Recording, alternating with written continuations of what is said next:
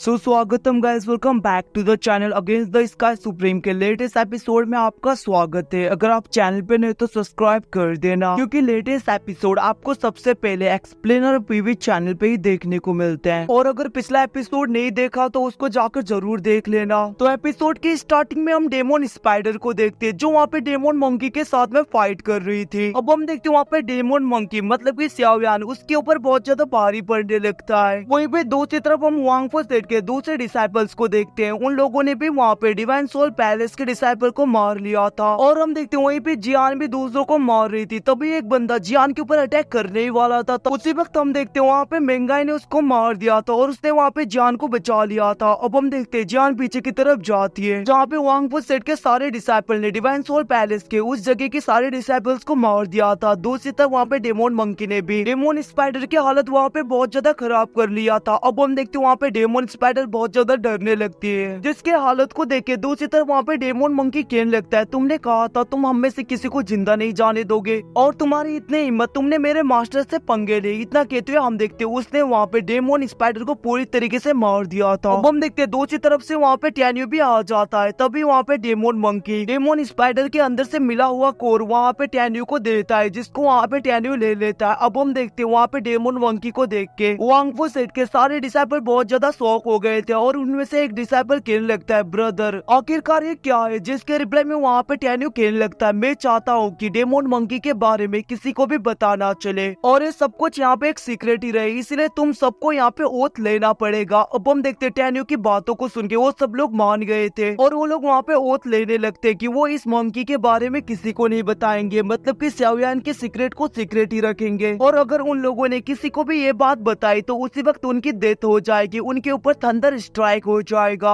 अब हम देखते हैं वहाँ पे टैन्यू कहने लगता है, कुछ टाइम के बाद में यहाँ पे डिवाइन लिक्विड ऑफ लाइफ आ जाएगा, तो तब तक हम इसके लाइफ एसेंस को पूरी तरीके से कंज्यूम करके कल्टीवेट कर पाएंगे। अब हम देखते हैं वहाँ पे टैन्यू डेमोन एप मंकी को कहने लगता है, तुम हमें यहाँ पे प्रोटेक्ट कर ला। अब टैन्यू की बातें सुन के वहाँ पे डेमोन एप मंकी मान जाता है। अब हम देखते हैं वहाँ पे सब लोग कल्टीवेट कर रहे थे और उनकी स्ट्रेंथ बढ़ने लगती है, जिनमें से एक लेडी डिसाइपल कहने लगती है, मैंने सोचा नहीं था इसका लाइफ ऑफ एसेंस इतना ज्यादा स्ट्रॉन्ग होगा और इसके एसेंस ऑफ लाइफ की वजह से मेरी स्ट्रेंथ बहुत ज्यादा बढ़ गई। अब हम देखते हैं वो लेडी कहने लगते, ब्रदर टैन्यू वैसे मैंने सुना था ट्री ऑफ लाइफ के डिवाइन लिक्विड ऑफ लाइफ का यूज करने से कोई भी मरा हुआ इंसान पूरी तरीके से जिंदा हो सकता है। अब उसकी बातों को सुन के दूसरी तरफ वहाँ पे टैन्यू खड़ा होते हुए कहने लगता है, ये सब कुछ यहाँ पे नॉनसेंस है, ऐसा कुछ नहीं होता, ये सब कुछ यहाँ पे र्यूमर्स है और यहाँ पे सही बात बताया जाए तो ट्री ऑफ लाइफ के डिवाइन एसेंस मतलब की डिवाइन लिक्विड की हेल्प से इतनी ही गहरी चोट क्यों ना हो, सब कुछ इंजरी यहाँ पे हील हो जाती है और यहाँ पे डिवाइन लिक्विड ऑफ लाइफ की वजह से इंसान के अंदर का मीट और बोन पूरी तरीके से रिकवर हो जाता है और वहाँ पे फिर से जनरेट होने लगता है। इसकी वजह से ब्लड, मीट और यहाँ पे बोन मतलब कि ह्यूमन बॉडी पूरी तरीके से जनरेट होता है, जिसकी वजह से बॉडी में कितने भी इंजरी क्यों ना हो ये पूरी तरीके से सब कुछ हील कर सकता है। अब हम देखते हैं वहाँ पे टैन्यू की बातें सुन के दूसरी तरफ जियान कहने लगती है, ब्रदर इन लॉ क्या यहाँ पे divine liquid of life internal injury को पूरी तरीके से हील नहीं कर सकता? जिसके रिप्लाई में वहाँ पे टैन्यू कहने लगता है, ऐसा नहीं हो सकता, क्योंकि यहाँ पे इसके अंदर बहुत ही ज्यादा प्योर एनर्जी होता है जो यहाँ पे अंदर जाने के बाद में पूरी तरीके से इंटरनल ऑर्गन को डिस्ट्रॉय कर देंगे, क्योंकि इसके अंदर इतना ज्यादा प्योर एनर्जी होता है कि इंजर्ड पर्सन अगर इसको पूरी तरीके से कंज्यूम कर ले अपने इंटरनल ऑर्गन्स को पूरी तरीके से हील करने में, बट ये पूरी तरीके से उनको डिस्ट्रॉय कर देगा, क्योंकि इसके अंदर इतना ज्यादा प्योर एनर्जी जो होता है जिसको यहाँ पे बॉडी पूरी तरीके से सहन नहीं कर पाता। अब हम देखते हैं वहाँ पे टैन्यू की बातें सुन के दूसरी तरफ एक डिसाइपल कहने लगता है, ब्रदर टैन्यू आप बहुत ज्यादा नॉलेजेबल हो और हम यहाँ पे खुशकिस्मत है कि आप हमारे साथ हो। अब हम देखते हैं कुछ टाइम के बाद में वहाँ पे टैन्यू ट्री ऑफ लाइफ से डिवाइन लिक्विड ऑफ लाइफ को बाहर निकाल लेता है, मतलब कि उसके ड्रॉप्स को। अब हम देखते हैं वहाँ पे टैन्यू कहने लगता है, डिवाइन लिक्विड ऑफ लाइफ को मैं रखूंगा आपके लिए, अगर तुम लोगों को कभी भी फ्यूचर में चाहिए तो तब मैं तुम लोगों को दे दूंगा।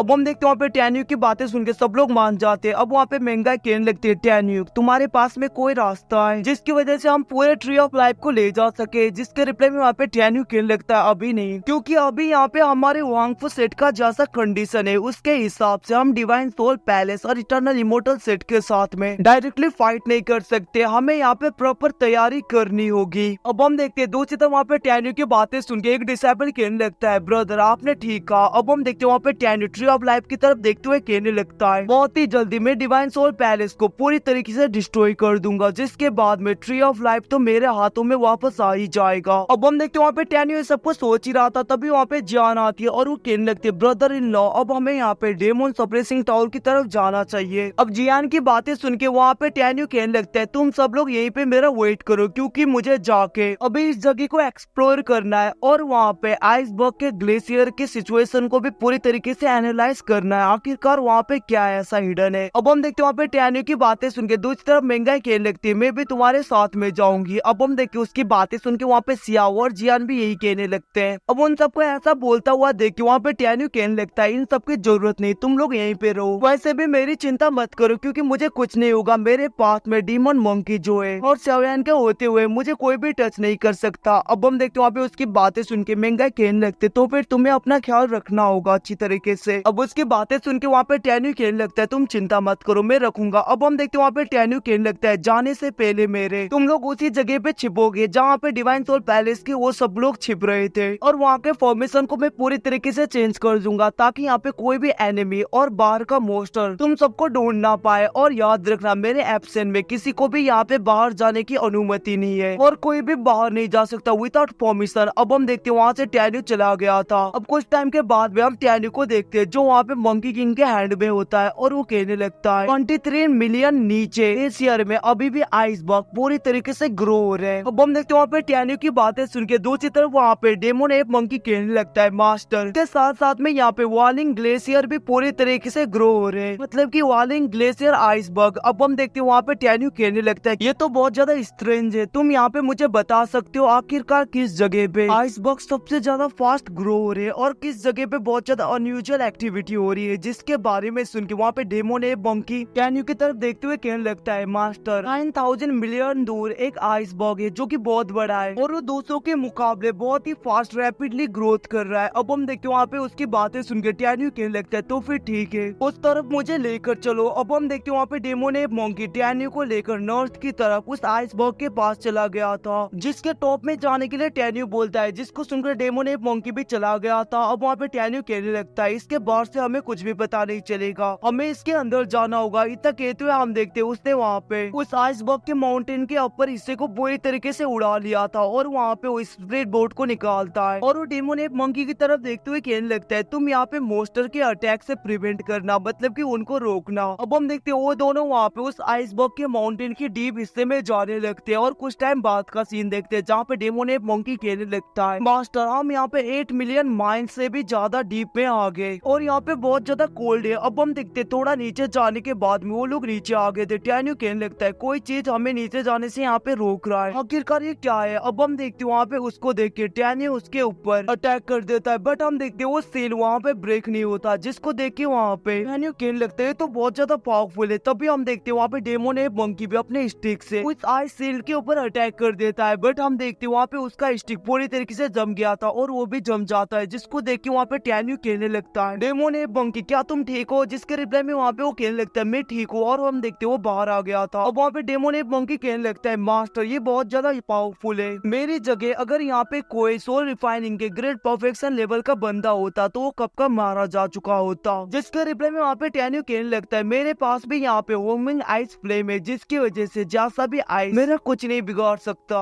अब इतना कहते हुए वहाँ पे टैनियो अपने होमिंग आइस फ्लेम का यूज करते हुए वहाँ के सारे आइस एसेंस को कंज्यूम करने लगता है, जिसकी वजह से यहाँ पे छिपे हुए सारे वेपन्स और वहाँ पे बोन्स दिखने लगते हैं, जिसको देख के वहाँ पे टैनियो कहने लगता है इन सब वेपन्स के मार्क देखो और यहाँ पे जो कुछ भी इसको देख के ऐसा लग रहा है कि जितने भी लोग थे यहाँ पे जितने भी लोग यहाँ पे आए हैं सब लोग यहाँ पे इस आइस सील को ब्रेक करना चाहते थे मरने से पहले। अब हम देखते हैं वहाँ पे टैनियो कहने लगता है अच्छा हुआ मेरे पास में होमिंग आइस फ्लेम है, जिसकी वजह से मैं यहाँ के आइस एसेंस को पूरी तरीके से एब्जॉर्ब कर सकता हूँ। इतना कहते हुए हम देखते हैं वहाँ पे टैनियो उस आइस सील के ऊपर चला गया था और वो अपने होमिंग आइस फ्लेम का यूज करते हुए आइस सील के पूरी तरीके से एसेंस को एब्जॉर्ब करने लगता है। अब हम देखते हैं वहाँ पे टैनियो कहने लगते हैं आखिरकार इतना ज्यादा स्लो क्यों हो रहा है, मेरा होमिंग आइस फ्लेम इसके एसेंस को इतनी स्लोली क्यों एब्जॉर्ब कर रहा है। अब हम देखते हैं वहाँ पे टैनियो कहने लगता है अगर ऐसा ही हुआ तो 100 ऑफ ईयर लग जाएंगे। इतना कहते हुए हम देखते हैं उसने वहाँ पे अपने सोर्ड से अटैक कर दिया था, जिसकी वजह से उसके ऊपर वहाँ पे क्रैक आने लगता है और टैनियो खुश होने लगता है, बट हम देखते हैं एकदम से उसने खुद को हील कर लिया था, जिसको देख के वो शॉक हो गया था और वो नीचे आते हुए कहने लगता है ये क्रिस्टल शील्ड ये बहुत ही ज्यादा वियर्ड है, ये खुद को हील भी कर सकता है। अब हम देखते हैं वहाँ पे टैन्यू कहने लगता है तुम जाके इसके ऊपर स्लैश अटैक करते रहो। अब हम देखते हैं वहाँ पे डेमोन एप मंकी बड़ा हो गया था और वो अपने स्टिक से आइसबर्ग के ऊपर अटैक किए जा रहा था और हम देखते हैं वहाँ पे क्रैक होने लगता है। कुछ टाइम के बाद में हम देखते हैं वहाँ पे डेमोन एप मंकी रुक गया था, जिसको देख के टैन्यू कहने लगता है आखिरकार क्या हुआ और तुम रुक क्यों गए? जिसके रिप्लाई में वहाँ पे डेमोन एप मंकी कहने लगता है मास्टर मैंने इसके बाहर की शील्ड को तो पूरी तरीके से ब्रेक कर दिया, बट इसके इनसाइड भी दूसरा बहुत ही ज्यादा थिकनेस आइस का शील्ड बना हुआ है जो कि इससे बहुत ज्यादा पावरफुल है और उसको ब्रेक में नहीं कर पाऊंगा। अब उसकी बातों को सुनकर टैन्यू कहने लगता है तो फिर हमें अभी चलना चाहिए, फ्यूचर में जब हमारी स्ट्रेंथ बहुत ज्यादा हो जाएगा तब हम वापस आएंगे और इसको पूरी तरीके से डिस्ट्रॉय करके इसके अंदर क्या है उसका हम पता लगा लेंगे। इतना कहते हुए हम देखते वहाँ से टैन्यू जाने लगता है। दूसरी तरफ डेमोन एप मंकी अंदर देख रहा था और वो एकदम से शॉक हो गया था और वो कहने लगता है मास्टर आपको यहाँ पे आना चाहिए, आप इसको देखना चाहिए आपको। हम देखते वहाँ पे वो कहने लगता है इसके अंदर मैडम है, मतलब कि आपकी वाइफ है, जिसको सुन के वहाँ पे टैन्यू कहने लगता है नॉनसेंस करना बंद करो श्याओयान, यहाँ से चलो जल्दी, वैसे भी महंगाई यहाँ पे कहाँ से आएगी? जिसके रिप्लाई में वहाँ पे डेमोन एप मंकी कहने लगता है महंगाई नहीं आपकी वाइफ। हम देखते हैं इस सीन को देख के वहाँ पे टैन्यू एकदम से शॉक हो गया था और वो पीछे की तरफ मुड़ता है। तो गाइस यहीं पे एपिसोड खत्म होता है। इसके बाद में आखिरकार यहाँ पे क्या टैन्यू की वाइफ सच में अभी तक जिंदा है? उसके पिछले लाइफ में जो वाइफ थी वो यहाँ पे है? इसके सबके बारे में नोवेल बनाऊंगा, तो उसके लिए रेडी हो जाना। चैनल पे नहीं तो सब्सक्राइब कर देना। Thank you for watching, bye bye, see you again.